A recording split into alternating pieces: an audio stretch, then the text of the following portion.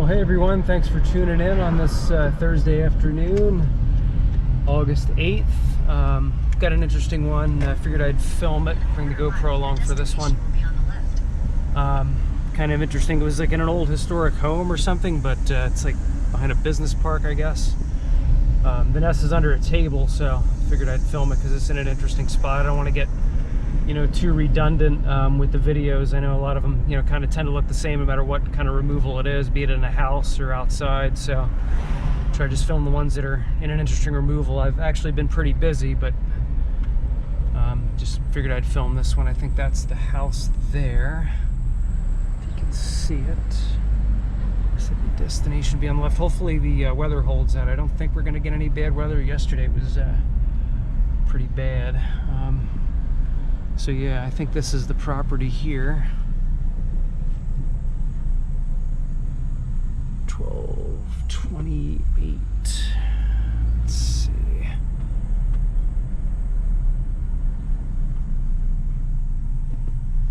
Just kind of confusing here. Just trying to. Your destination is on the left.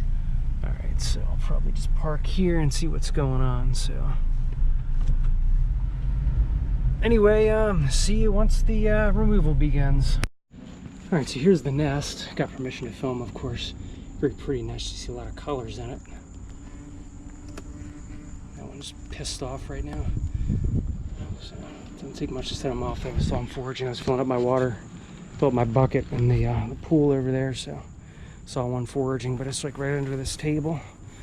So the owner of the property told me that her brother was moving the table like 2 or 3 weeks ago and actually didn't even know the nest was there, and luckily they weren't stung. I know it would have been smaller then, but still, he was very lucky he was not stung. And I actually saw some German yellow jackets over there foraging along the wall, but there was no nest. I just told them to look out because a German yellow jacket normally nests inside structures, but if we don't see it, we don't see it, and so it's not a problem then. Just see the workers foraging. But yeah, look at these browns here. Very pretty nest. They're intolerant of me. They're already, would have been stung twice in the face already. But very nice look. I don't know where they're getting their woods from. It must be some kind of painted wood or something. That brown is gorgeous. Gorgeous nest. So they're on the alert. Safe and sound. I got my ball cap on and suited up. But swarm going, but gonna be showtime now. This nest will be ready to bite the dust. All right.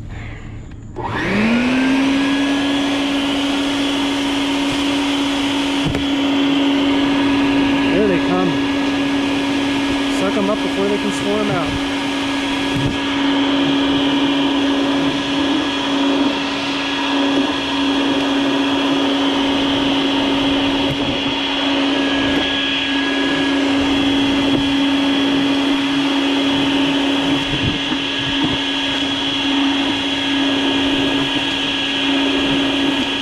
Hopefully you guys aren't bored of these videos yet. I try to film one a week. I get calls every day. I get a handful of calls each day, but you know, I don't take all the jobs, and of course I don't film all the jobs, so just try to film the ones that I think my viewers might like, and so hopefully you like this one.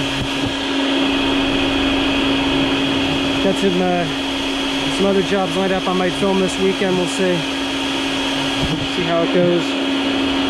But yeah, this nest is pretty beautiful. All those colors. Too bad you couldn't just move the table somewhere and not use it. You know, that'd be the other option would be to move the table at night. Move the table at night when they're most of them are in there. Some of them will still be out, because what happens at night is it gets dark, the sun sets, and then it gets the ones that are out foraging still that it'd be too dark for them to find their way back, so some of them always stay out overnight. See them here. No picnic.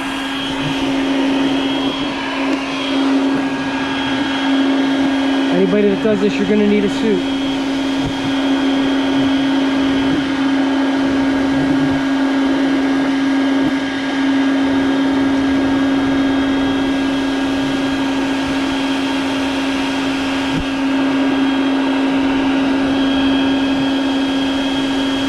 walking around on the GoPro. They'll go back eventually. That's why I just leave the vacuum there and let it do its work. Prop it up against the leg and there it is.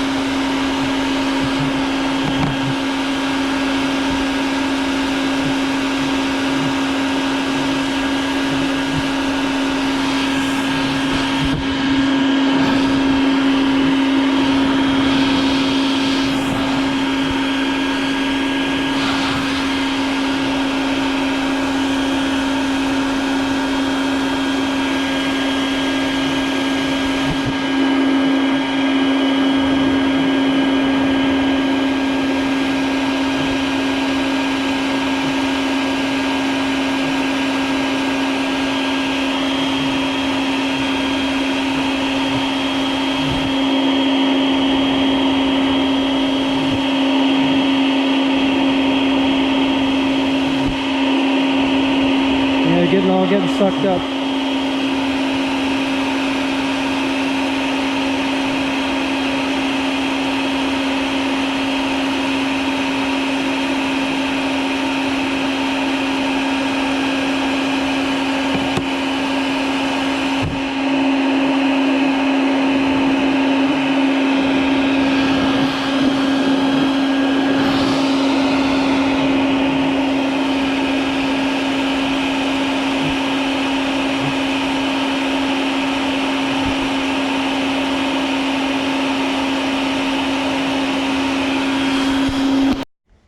Alright, so I've been vacuuming a little bit. Interesting thing about their attack behavior is that they'll actually kind of hang out by the entrance. And their abdomen, their gasters really pumping, that's how they breathe. That one's got a water droplet fluid, so I don't know if it was letting something out interesting, but they'll kind of hang out at the entrance and kind of dart at anything that moves. For a little bit while they're on guard. And like I said, it's too bad it has to be, but it just has to be done. So, but I really brought the numbers down. I'll show you the catch so far. A lot of suds in here, but that's what it is. So it's a moderate sized nest. I mean, it's not a real big one, but I should put a hand for comparison there, so I'll give you an idea. It's it's decent size. These are all the foragers that were coming back in the time that I stopped vacuuming.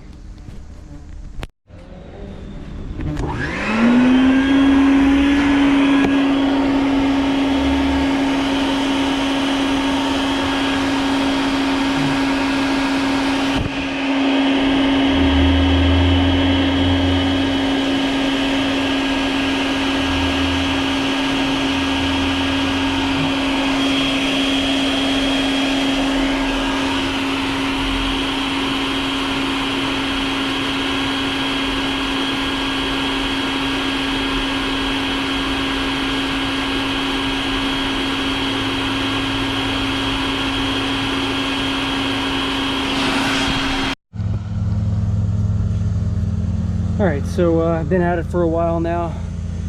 I know some people like watching me open these things up, so that's what I'll do. See how many combs are in it. See if we can find the queen. I'm doing all that beautiful work. Have this open. There's always a few that always stay in the nest. I take it apart and then I see them coming out to attack. Got at least 2 combs.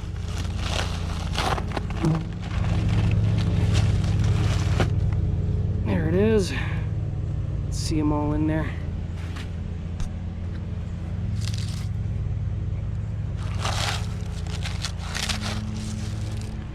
The queen's up there somewhere, probably.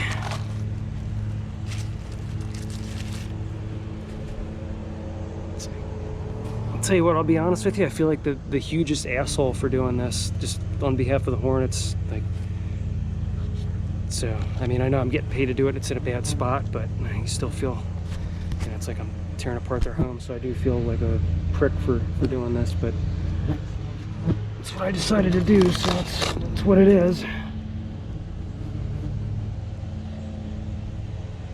So now, watch out. Hopefully it shows up. Got that hyper smooth, but vacuum those off the nest. So just, and like I said, this no chemicals involved really.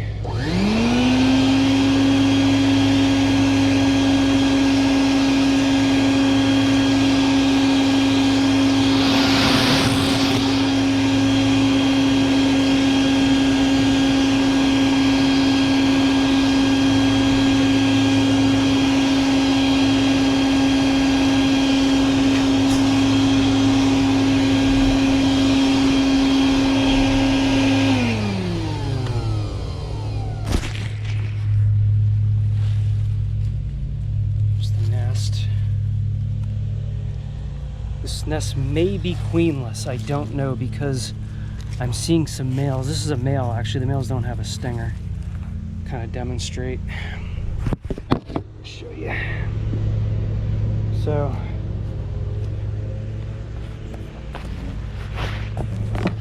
the males are completely benign.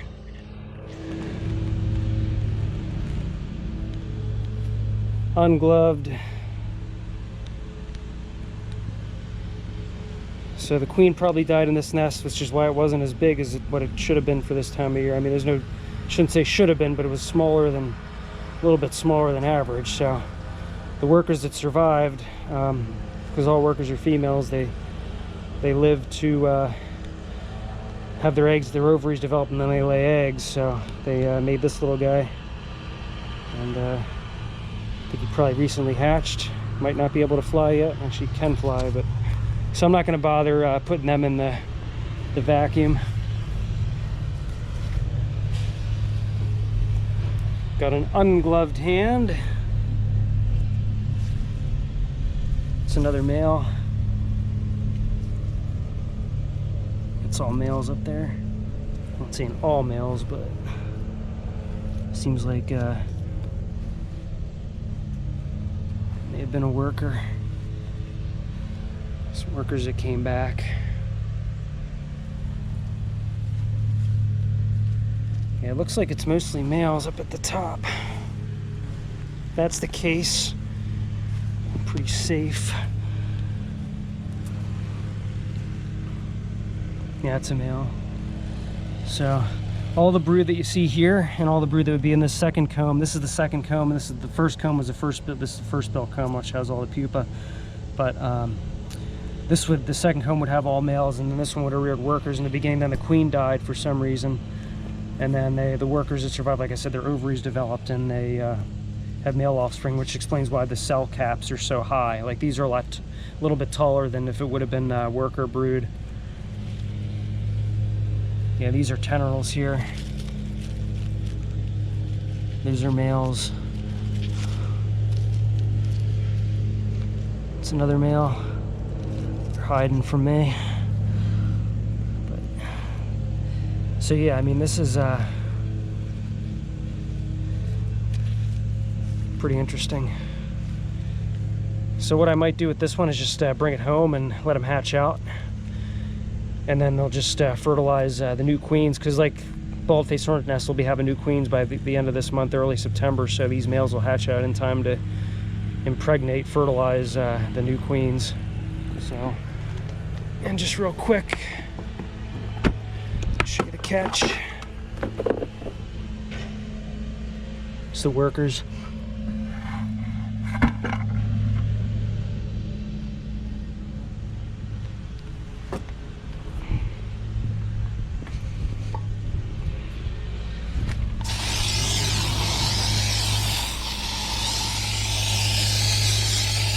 Fog them a little bit.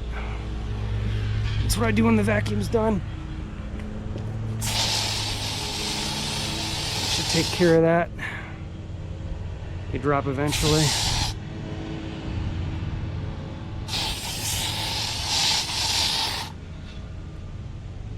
Alright, so thanks for watching. Stay safe out there. See you next time. Bye-bye.